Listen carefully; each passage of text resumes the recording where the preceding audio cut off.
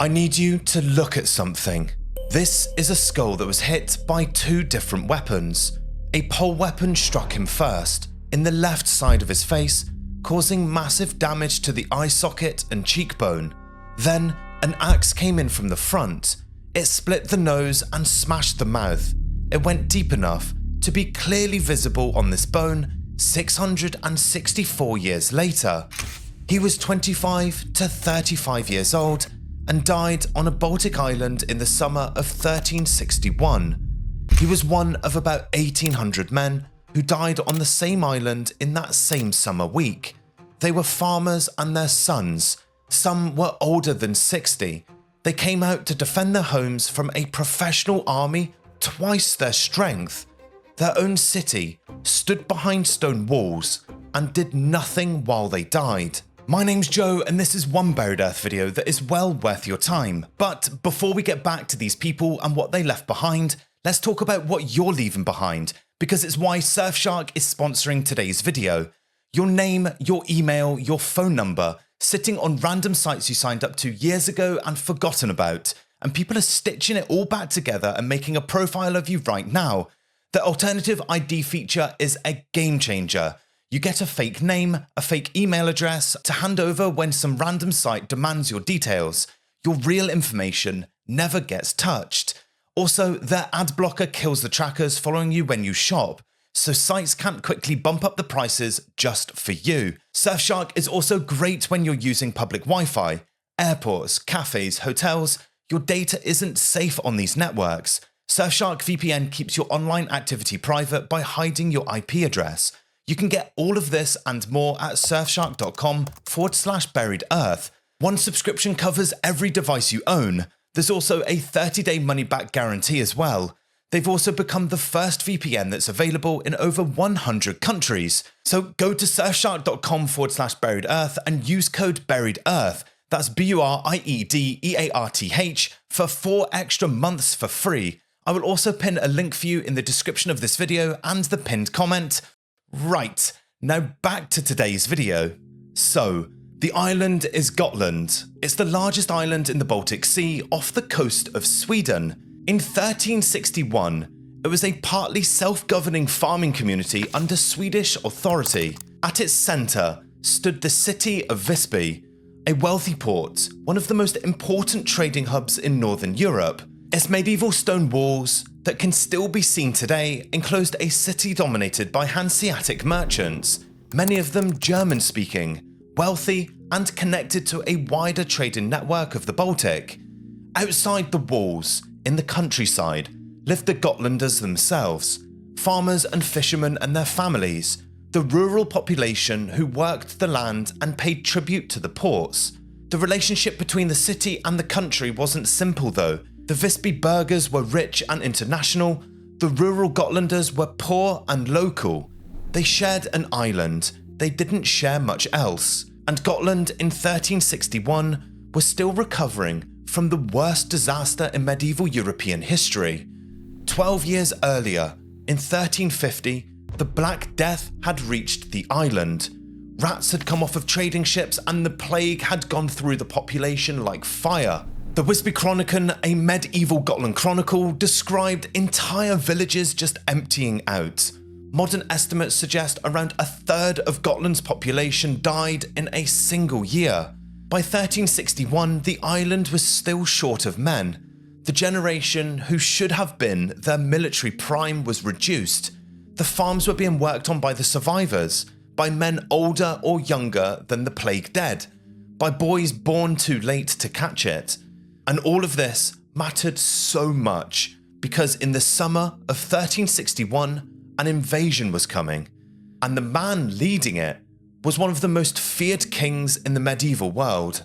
His name was Valdemar IV, but medieval chroniclers called him something else. Atterdag. In Old Danish, that word means something like again day or new dawn. It was a nickname for a king who had brought Denmark back from the dead. When Valdemar had taken the throne in 1340, Denmark wasn't really a country anymore. It had been broken up and sold off piece by piece to pay off royal debts. Most of the kingdom was mortgaged to foreign nobles. The country had no central power and no army. There was barely any of Denmark left at all. Valdemar had spent his childhood in exile in Bavaria. He had come back at 20 years old to inherit a title with almost no land attached to it. Then he spent 20 years methodically clawing back the country. He bought territory back and borrowed money. He conquered when he could and married strategically for alliances. He was brutal when he needed to be and calculating even when he didn't. By 1360, he had most of Denmark under his authority again, but what he wanted next was money and territory outside of Denmark. And in the summer of 1361, he turned east across the Baltic. His first target was the island of Åland, south of Gotland. He took it in a matter of days. The Hanseatic League, which is the trading confederation of German cities that had made much of its wealth in the Baltic, was watching with alarm. Then Valdemar looked north. Gotland was closer to independent Sweden than to Denmark.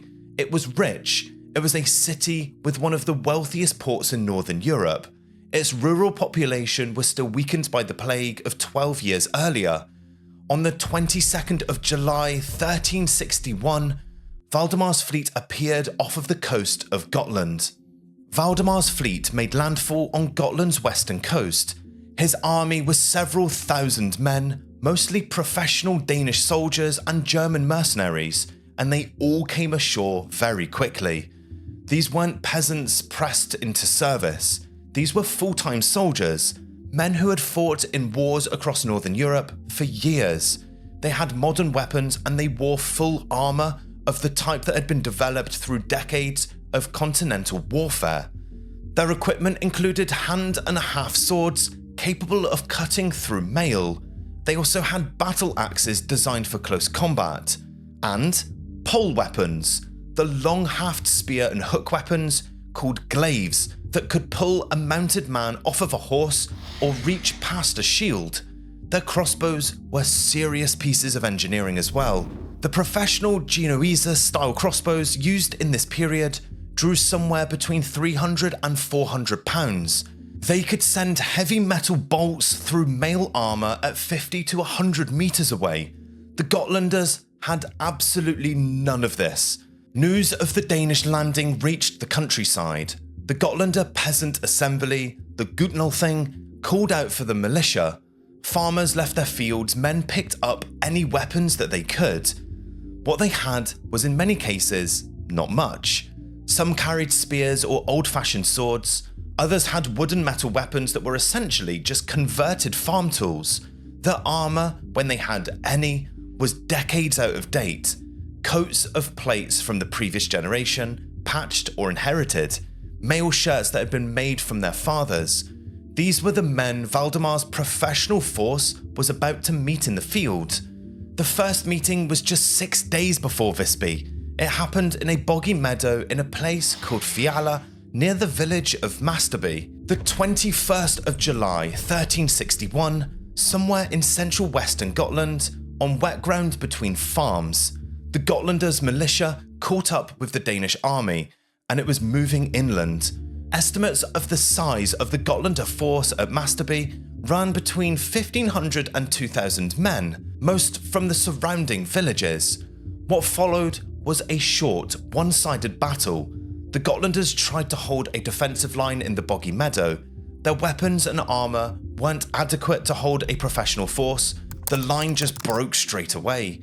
Once it broke, the killing started. Contemporary chronicles give varying casualty numbers, but most likely the Gotlander losses at Masterby were between 1,500 and 1,800 men, meaning almost their entire force.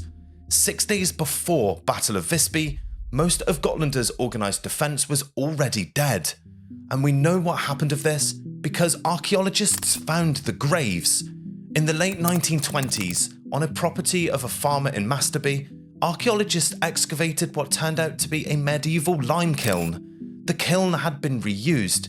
Instead of stone or lime, it was full of human bones, disarticulated and mixed together, packed into the space. 22 individuals were recovered from the kiln. Radiocarbon dating and the associated finds placed the assemblage in the mid-14th century. Most of the recovered skeletons showed weapon injuries, blade marks and blunt force trauma. Some skeletons had projectile injuries consistent with crossbow bolts. One of the skeletons in the Masterby kiln was young. His bones show him to have been about 15 years old at the time of his death. He was tall for his age. His weaponed hand knuckles show that he had done some kind of manual work in his short life. His skull had a single deep cut across it, made with a bladed weapon. He was one of the boys that was called out of one of the farms. He had probably been walking behind his older brother or father. He had lasted just a few hours in a real battle before being cut down. 22 individuals in the lime kiln account for less than 2% of the estimated dead at Masterby. The rest were buried elsewhere, some almost certainly still in the ground around the meadow today. The Danish army had lost some men as well, but not that many. They took their wounded and continued their march towards Visby. Behind them they left a boggy meadow full of dead defenders, and a country that no longer had a militia capable of fighting any kind of battle. The survivors, including the men that escaped Masterby and the townspeople still in Visby, knew what was coming. They had 6 days. The Danish army marched slowly towards Visby, somewhere between 30 and 40 kilometers across open country. They gave the city time to prepare for what was coming. Inside the walls, the city of Visby made a decision. The Visby burghers, the wealthy Hanseatic merchants who ran the city, most of them were German-speaking, decided not to open the gates to the surviving Gotlander militia. They had their reasons. The city walls were strong, Visby had been a wealthy trading city for centuries, and its defences were among the best in Northern Europe. If they had fought a battle from behind the walls, they could hold out for a long time. If they let the peasant militia inside, they would be drawing Valdemar's army into a siege. The city could be sacked and the trade lost. Everything that they had built would be at risk. So they just made a business decision on these men's lives. They kept the gates closed. They watched the countryside, and when the surviving Gotlander militia, that was now reinforced with a few new men along the way, marched out to make a stand, they made it in front of the walls of Visby without anyone from the city joining them. The city that could have added trained defenders and professional soldiers to the militia stayed inside of the walls. The men outside of the walls knew this, and they went to fight anyway. The 27th of July, 1361, on flat ground east of the medieval walls of Visby, in high summer heat, the reformed Gotlander militia probably accumulated about 2,000 men at this point, possibly even more, made up from the Masterby survivors and fresh reinforcements from outer villages, took up their defensive position outside the city gates. Behind them, the walls of Visby stood empty of allied troops. In front of them, Valdemar's army formed up a professional battle order. The exact tactical detail of the battle is limited by the chronicles, but what we do know from the sources is that the Danish attack was overwhelming. The Gotlander resistance was fierce but brief, and the killing intensified sharply once that line broke. What we know from the bones is what the killing looked like in this mad battle. The weapons that made the wounds at Visby were among the best documented medieval battle assemblages in the world. We know exactly what was used because we can see it in the skeletons. Blade weapons made up most of the wounds. Long swords and hand and half swords cut through skulls, arms and legs. The professional Danish soldiers had trained with these weapons for years. Gotland militia had not. Battle axes made the heavy blows. Skulls at Visby show massive fractures from axe strikes. Some skulls were cleaved almost in half. Pole weapons, the glaives and early halberds, made the reaching wounds. Cuts to the neck, slashes across the face, and strikes to the tops of people's shoulders.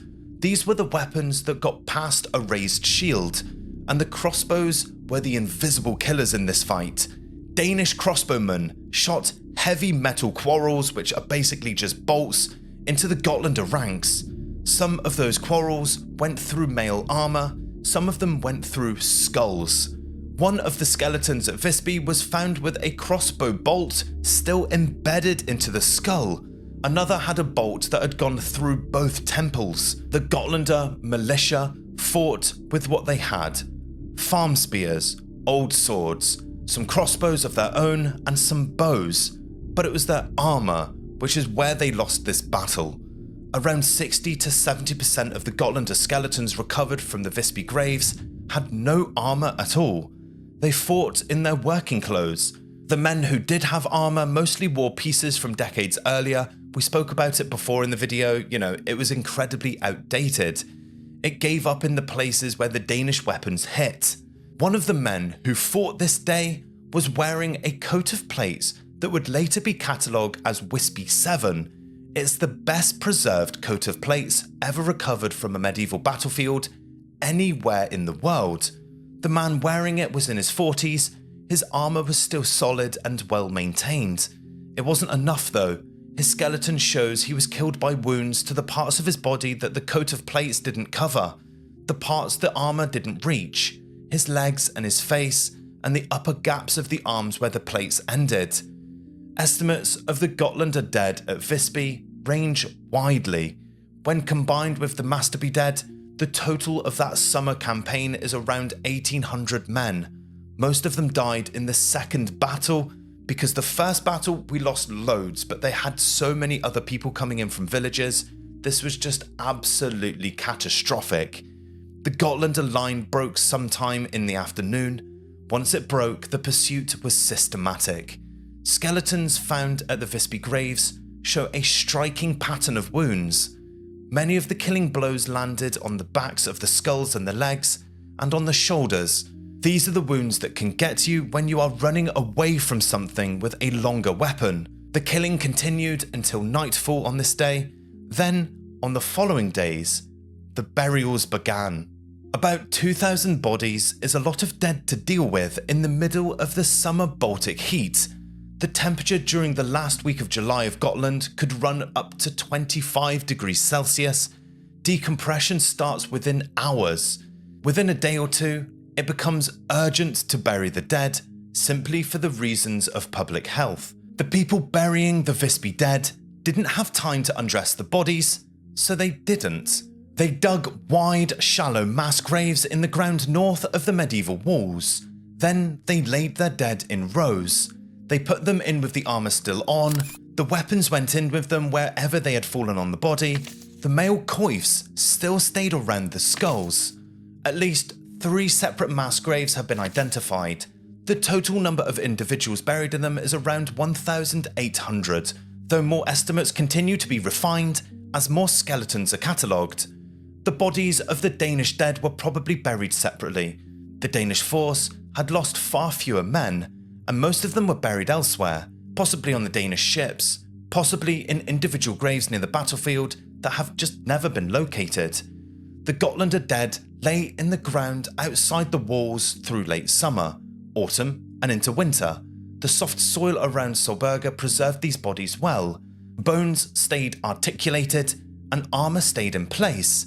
Weapons stayed embedded wherever they had struck, and the ground just closed over 2,000 defenders of the land. The stone walls of the city that had refused to help them stood just 200 meters away. The bodies stayed in the ground for 544 years. When archaeologists began to open up the graves in 1905, what they found changed how medieval warfare would be understood for the next century. Come back to the skull that we had in our intro. The order of the blows tell us how this fight ended. The pole weapon struck first to the left side of his face. It would have knocked him sideways and probably down. Whether he was conscious after the hit is uncertain, but then the axe came in second, delivered by a different man who walked up while he was on the ground or just trying to stand. He wasn't killed in single combat, he was killed by 2 men working closely together, one striking from the side with a pole weapon, another finishing with his axe. That's how professional soldiers in 1361 fought against militia. they were in groups, overwhelming individual defenders. Now, the boy from Grave 1 at Masterby, around 15 years old, his single wound was a cut across the top of his skull, made by a heavy bladed weapon coming down from above. He was almost certainly killed at close range by an adult professional soldier. And the man in Visby 7, in his late 40s, his coat of plates was solid. His wounds were on his legs and his face, the parts that the armour didn't cover. The pattern of injuries across the Visby assemblage isn't random. It matches almost exactly how you would expect from a battle in which one side had modern weapons and full professional armour, and the other side didn't. Leg wounds are massively overrepresented, so are wounds to the back of the skull. Both are consistent with people who couldn't defend their legs because their armour was outdated, and with people who died running away. The Visby dead didn't fight a fair fight. The mass graves outside Visby were rediscovered in 1905. A Swedish archaeologist named Oscar Wennersten was conducting fieldwork at a Solberga convent site north of the medieval city walls. During test excavations, he hit a layer of human bones. The bones were mixed with iron, corroded pieces of plate armour, mail links and weapon fragments. Wennersten understood almost immediately that he had found something extraordinary. His initial excavations at Solberga in 1905 uncovered parts of the 3 mass grave system. Dozens of skeletons still in armour came out of the ground. The scale of what was there became clear quickly. Wennersten was one of the first modern archaeologists to systematically excavate a medieval battlefield assemblage. He knew he wasn't the right person to complete this work though. Wennersten was primarily an antiquarian, not a specialist in the study of armour or battlefield archaeology. He documented what he could and made the case for further work. A larger, more systematic project was opened in the late 1920s. It was led by a Swedish archaeologist named Bengt Thordeman. Thordeman was one of the very first specialists in medieval military archaeology in Scandinavia. Between 1927 and 1930, his team excavated the bulk of the Solberga mass graves. Over 1,000 skeletons were recovered. Hundreds of pieces of armour were catalogued, and dozens of complete or nearly complete coats of plates were lifted from the ground. Thordeman spent the next decade cataloguing what would come out of these graves. His 2-volume monograph, Armour from the Battle of Visby, 1361, was published in 1939, and it is still the fundamental scientific work on medieval European battlefield archaeology. Everything modern historians would know about medieval combat, wounds, weapons, the armour, specific ways men died in the 14th century, comes significantly from the part of what Thordeman documented at Solberga. The bones told the truth. The chronicles had been right.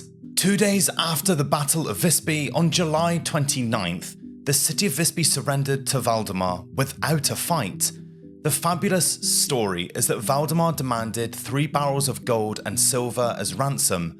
Historians think the ransom story is partially legendary, but the city did pay a substantial payment, and its wealth was significantly reduced. Valdemar took the title King of the Goths. Gotland became Danish territory. Danish rule of Gotland didn't last cleanly. The Peace of Stralsund in 1370 restored some Hanseatic rights. In the 1390s, a group of pirates called the Victoral Brothers seized the island and used Visby as a base for raiding Baltic shipping. The Teutonic Knights drove them out in 1398 and held Gotland for a decade. Gotland changed hands several more times over the next 3 centuries.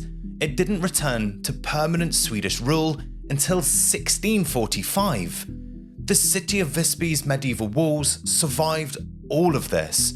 They still stand today. The section of the wall where the burghers watched the Gotlander militia die in 1361 is still standing. Modern visitors can just walk along it. The Solberga convent did not survive. It was dissolved during the Reformation and its buildings were demolished in the 15th century, but the mass graves stayed under the ground.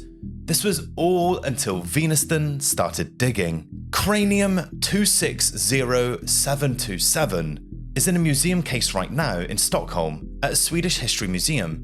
displayed with pieces of the armour and the weapons, and with the other 1,000 skeletons whose remains were recovered from those mass graves. The boy from Grave 1 is there as well, in the Master B material, so is the man in Visby 7, along with the coat of plates he was wearing and the wounds that killed him. Around 800 men from that summer are still buried under the ground outside the walls of Visby. They will still be there this time next year. Some of them are probably right under the tourists walking past on their way to the medieval city. What we can see on the bones is what Farmers Militia looked like when it met a professional army. What we can see on the walls is what the city looked like when it decides not to help. Thank you so much for watching this video, guys. My name's Joe, this was Buried Earth. I'm very sorry about some pronunciations. It can be so hard with this historical material, but it is just so fascinating to learn about. Thank you so much for watching. On screen right now, 2 videos I think you're going to absolutely love.